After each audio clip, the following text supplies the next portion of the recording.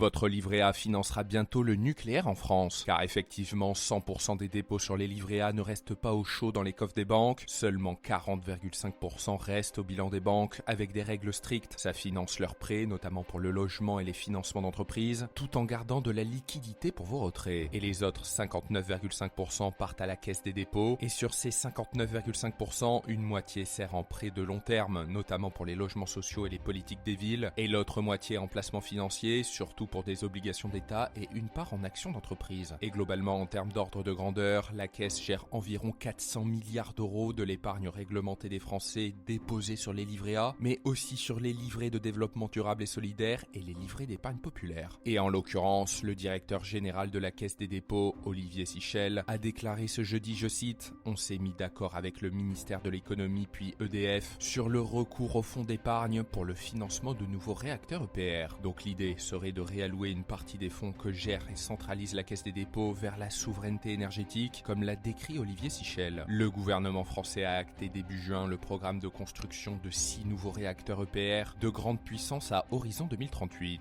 L'évaluation des coûts de ce programme n'est pas encore complète, mais le ministre chargé de l'énergie Marc Ferracci, qui est donc aujourd'hui démissionnaire, avait fixé en février les ordres de grandeur en évoquant un coût en dessous de 100 milliards d'euros.